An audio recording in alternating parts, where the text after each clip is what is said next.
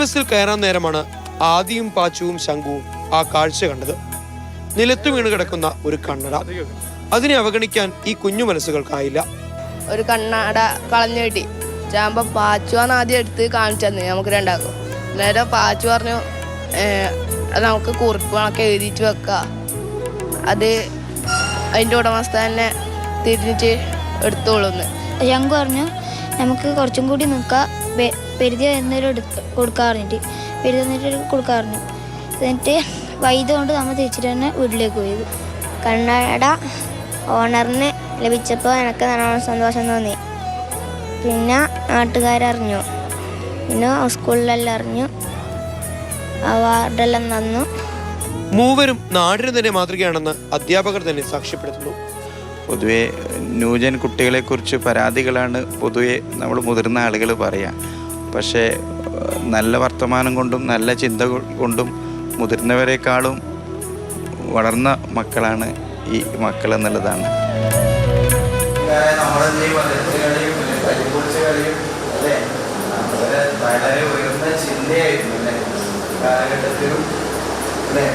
വിദ്യാഭ്യാസം എന്നാൽ അറിവ് മാത്രമല്ല, മനുഷ്യ സ്നേഹത്തിന്റെ പാഠങ്ങൾ കൂടിയാണെന്നതാണ് ഈ കുട്ടികൾ നമ്മളോട് പറഞ്ഞു വെക്കുന്നത്.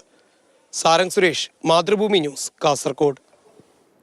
സാരംഗ് സുരേഷ് തന്നെ നമ്മുടെ കൂടെയുണ്ട്. സാരംഗ്, ആദ്യമേ ഈ 3 കുഞ്ഞുങ്ങളെ കുറിച്ച് വിദ്യാഭ്യാസ മന്ത്രിയുടെ പേജിലാണ് വായിക്കുന്നത്.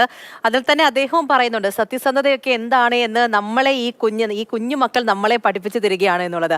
സത്യം തന്നെയല്ലേ? ചെറിയൊരു കാര്യമാണ് എന്ന് പറഞ്ഞ് വേണമെങ്കിൽ അത് തള്ളിക്കളയാം, അങ്ങോട്ടേക്കോ മറ്റോ മാറ്റി വെക്കാം, അല്ലെങ്കിൽ എടുക്കാം. അതൊന്നും ചെയ്യാണ്ട് ഉടമസ്ഥന് തിരികെ കിട്ടാൻ വേണ്ടിയിട്ട് ഒരു കത്ത് എഴുതി വെച്ച് മാറുകയായിരുന്നു ആ കുഞ്ഞുങ്ങൾ.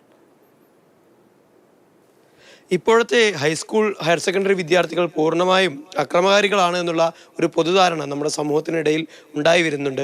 എന്നാൽ അതൊക്കെ തന്നെ തെറ്റാണ് എന്നതിന് കൃത്യമായ ഒരു അടയാളം കാണിച്ചു കൊടുക്കുകയാണ് ഇവിടെ അച്ചുവും പാച്ചുവും അതോടൊപ്പം തന്നെ ശംഖുവും. കാരണം ഇത്തരത്തിൽ നമ്മളൊക്കെ തന്നെയാണെങ്കിലും ഒരു കണ്ണാടിയോ അതുപോലെ തന്നെ മറ്റെന്തെങ്കിലും വസ്തുക്കളൊക്കെ തന്നെ ഒരു പക്ഷേ റോഡരികിലൊക്കെ കാണുകയാണെങ്കിൽ ഒരു കൗതുകം കൊണ്ടൊക്കെ തന്നെ ഒരു പക്ഷേ നമ്മുടെ സ്വാഭാവിക പ്രക്രിയ ആവണമെന്നില്ല, നമ്മളറിയാതെ നമ്മുടെ കാലൊക്കെ തട്ടി തന്നെ തെറിപ്പിക്കുന്നതോ അത്തരത്തിലുള്ള സംഭവങ്ങളൊക്കെ ഉണ്ടാവാറുണ്ട്. പക്ഷേ ആ കുട്ടികൾ കാണിച്ച ഒരു സൂക്ഷ്മത, അവർ മറ്റൊരാളോട് കാണിച്ച ഒരു സ്നേഹത്തിൻ്റെ ഒരു പ്രകടനമായിട്ട് തന്നെ നമുക്കിതിനെ കാണാൻ കഴിയും. കാരണം അതുകൊണ്ട് തന്നെയാണ് അവരങ്ങനെ ആ ഒരു കണ്ണട എടുത്തു വെക്കുന്നതും കൃത്യമായി അതങ്ങനെ എഴുതി വെക്കുന്നതും അതിൻ്റെ ഉടമസ്ഥന് അത് കിട്ടുകയും ചെയ്യുന്നത്. കാരണം ഒരു ബസ് സ്റ്റോപ്പാണ്, അതുകൊണ്ട് തന്നെ എത്രയോ ആളുകൾ വന്നു പോകുന്നതാണ്. രാവിലേക്ക് ഓഫീസിലേക്കോ അല്ലെങ്കിൽ മറ്റ് ജോലി സ്ഥലങ്ങളിലേക്കോ ഒക്കെ തന്നെ തിരക്കിട്ട് പോകുന്ന സമയത്തായിരിക്കും അവർ പക്ഷേ അങ്ങനെ ആ ഒരു കണ്ണട നഷ്ടപ്പെട്ടു പോയിട്ടുണ്ടാവുക. ആ കുട്ടികൾക്ക് കൃത്യമായ ഒരു കാര്യം തോന്നിയതുകൊണ്ട്. കാരണം അത്രയും ചെറിയ കുട്ടികളാണ്. മുതിർന്ന ആളുകളൊക്കെ തന്നെയാണെങ്കിൽ നമ്മൾക്ക് പക്വതയുടെ ഭാഗമാണ് എന്നൊക്കെ തന്നെ പറയാൻ പറ്റുമായിരിക്കും. പക്ഷേ ഇതങ്ങനെയുള്ളൊരു കാര്യമല്ല.